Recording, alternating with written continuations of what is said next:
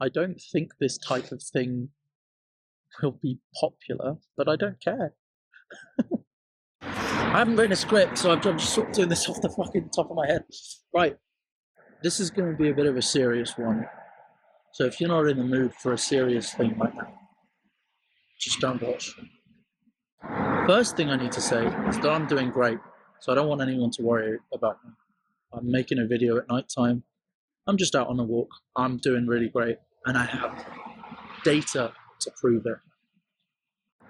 But there are some things that I wanted to talk about because I think it's important for myself and maybe for other people too. In the last few years, you know, throughout, like, basically from the time that people my age were like in secondary school, we began talking about mental health a lot more, right? Because before that point, and this may be hard to believe for young people today, but we legitimately never spoke about mental health. Like, imagine not talking about cancer or like heart disease. Like, it was literally like that.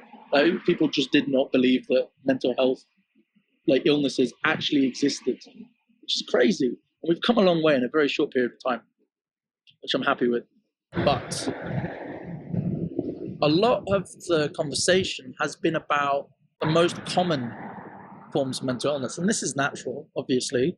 A lot of people struggle with anxiety. A lot of people struggle with depression. And so we've had a lot of education to varying degrees. I'd say people know the most about depression and anxiety, but those aren't the only mental illnesses. There are others. There are darker creatures lurking. There are illnesses like borderline personality disorder, like narcissistic personality disorder, like psychopathy and sociopathy, like schizophrenia, and like bipolar disorder. Those of you who know me know where this is going.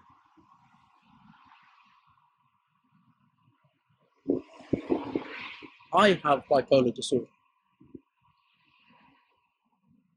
And it feels like to me there's a strange sense that I shouldn't say that, which doesn't seem to make much sense given all the education I've had about how mental health is real and it really exists. But even so, there seems to be this divide now between mental health illnesses that are awful but you can deal with, and then mental illnesses that just make you a bad person if you have them. Like, it's almost understood that you can't be a good person if you have narcissistic personality disorder. You can't be a good person if you're a sociopath or a psychopath, which is like, it's not just an insult, it's a condition, right? And that you can't be a good person if you have bipolar disorder. And so people, I think, this is what I think, so people for that reason are afraid to talk about it still. I don't think we should be, because everything becomes less scary when you talk about it, when you name it, when you identify it. It loses its power, it loses its mystery. So I want to talk about it a bit. I don't want to talk about the science. I don't want to talk about diagnosis and the process of, I don't even want to talk about the exact ways in which it affects my life, because you can find all of that stuff online pretty easily if you're interested. And if you're not interested, then that's fine, go do something else. But what I want to talk about are metaphors and analogies for helping people understand what having bipolar disorder is like, which there isn't really a lot of that out there. I've not been able to find any of it. And whenever I share these thoughts that I'm now going to share with you with other people with bipolar, it seems to have a really positive effect. It seems to really connect with their experience. And so maybe it will help people who don't have bipolar disorder understand it a little better too. I think that'd be a good thing. So I have a few different analogies I've been working on. So I've been thinking about this a lot. Here's the first one. Bipolar disorder is like being on a pogo stick on the top of a hill. Now, when you're on the pogo stick at the top of the hill, you can keep bouncing and be, you just living. You're living life, you're bouncing. It's great. But you can start to like lean in one direction a little bit, and that's fine. Everyone, no one's perfect all the time. Everyone leans a little bit. Sometimes you lean really far, but you make it back. But when a bipolar person leans on the top of their bipolar hill, if they fall over, they can't just get back up. They're gonna roll down the hill for a long time, and they're gonna get hurt on the way down. They're gonna get really badly hurt on the way down. And once they've stopped falling, they might stay at the bottom of the hill for a really long time. It might take them a while to get the energy to go back up the hill. And hopefully, eventually, they'll dust themselves off and walk back up the hill and get back on the pogo stick. And maybe this time, they noticed they were leaning left quite a bit. So now they're going to try and lean right, just to balance it out. But then they start leaning too far to the right. I think you know what happens then. You lean too far. You roll down the other side of the hill. And once you're at the bottom, you might stay there a while. You have to climb back up the hill. You have to. It is your duty to dust yourself off and get back up the hill. And if you can't do it, I'm sorry.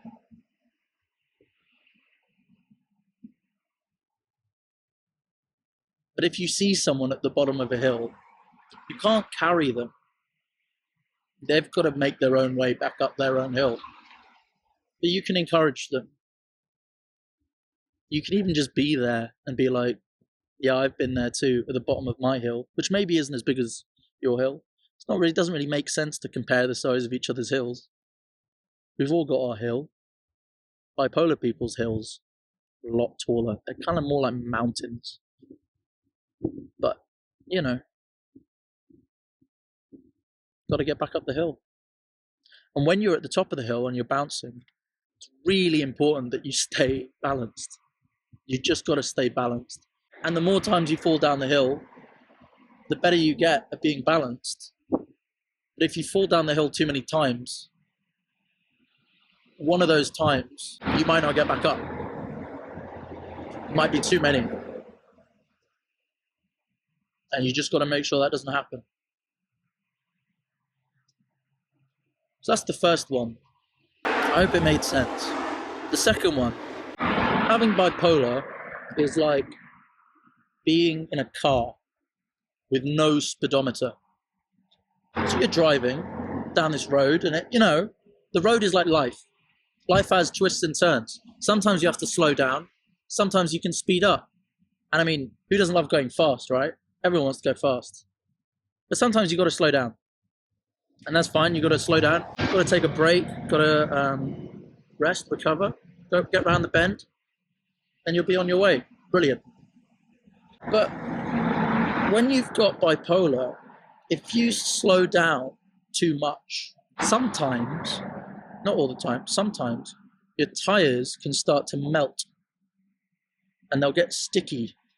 They'll start sticking to the road, and even no matter how much you accelerate, and the accelerator is kind of like effort and discipline, So when you're doing fine, the more effort you put in, the faster you go, right? But when your tires are starting to melt and everything's sticking and everything's falling apart and the road is melting and becoming muddy and becoming a swamp, becoming a flood, becoming a lake, eventually your car just stops going. Just stops going. Doesn't matter how hard you push on the accelerator, your car's not going to move. The only way you can be saved from that sort of situation is if someone tows you out and changes your tires. And that's kind of like medicine. That's like medication. Whatever that means for you, but that's like medication or an intervention or therapy or whatever it's an analogy. You can't do it yourself. You can't just accelerate your way out of a depressive episode. Oh, sorry, I didn't mean it. I'm using an analogy. Sorry, it's not a depressive episode. It's a flood, tire sticky flood. Whatever, fine. You've got your tires back. You're on the right part of the road again, and now you can start driving. The problem last time is when you went too slow. You don't have a speedometer, so you don't really know how fast you were going. But you just know, don't go that slow next time. Go faster this time. Go faster. Okay, cool. But if you're bipolar, if you go too fast, the tread on your tires will start coming off. They'll get slippery, start becoming like ice. Like the road will become like ice. And then you can start, maybe you realize, oh shit, I'm going too quick. I better slam on the brakes. But you're on ice now. It doesn't matter how hard you slam on the brakes. You're going to keep going. You're going to keep going until someone stops you and changes your tires. And that's still like medication and an intervention. So being bipolar is like having to stay at exactly the right speed on a very bendy road called life with no idea about exactly how fast you should be going and exactly how much effort you should be putting in and exactly how hard you should be trying. Because if you try too hard, you do too much work, you put too much pressure on yourself, you'll go wrong. That's the analogy. I don't know. None of these are perfect, but that's the analogy. I hope that makes sense as well. The last one is one I've just come up with, so I'm not sure. I'm not yet very convinced by it. But being bipolar is like being on a roller coaster. Now, when you first get on the roller coaster, it's not moving, so you're fine. You're having a good time. You're sitting there, and maybe the roller coaster starts climbing up, and you get excited. You're like, "Oh, life could be good. Life could be really good. I'm really looking forward to seeing the sights at the top of this big ramp. This big ramp's just going to go up forever, and the view from the top is going to be great. I'm really looking forward to my life, working hard, doing all this stuff for my future. Can't wait for the view from the top." And then the roller coaster begins. You get taken for a ride, a real dangerous ride, and a ride you can't really get off, not while it's moving anyway. I mean, if you try and like jump off the ride when it's low, you might really injure yourself, and if you jump off when it's high, you might not ever get back on the roller coaster. Roller coaster is like life again, I guess, as a bipolar person. Anyway, if you stay on the roller coaster, eventually it will stop, right? And when it stops, you'll have the opportunity to get off. But you might just be knackered from the roller coaster you've just been on. You might not have the energy to get off the ride. And so, everyone needs to rest and recover, but you really need to get off this ride. I mean, you've been knackered. You've been really, really beaten up by this ride the first time around. So there's a good chance that after your first time round, you won't get off. And if you don't get off the ride, you go on it again and again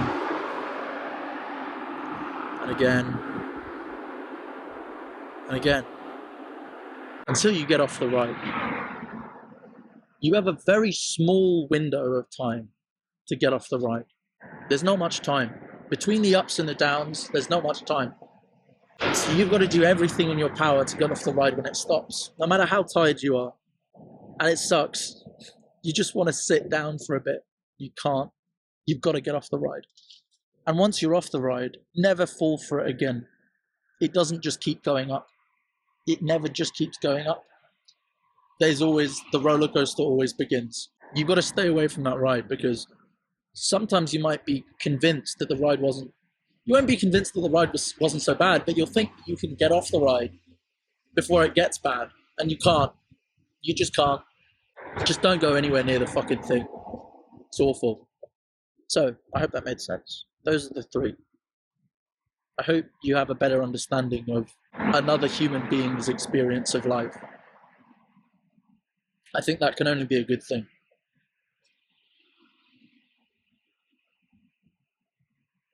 Why am I doing this? Why am I talking? Why do I think it's important at midnight on a Sunday to make a video like this?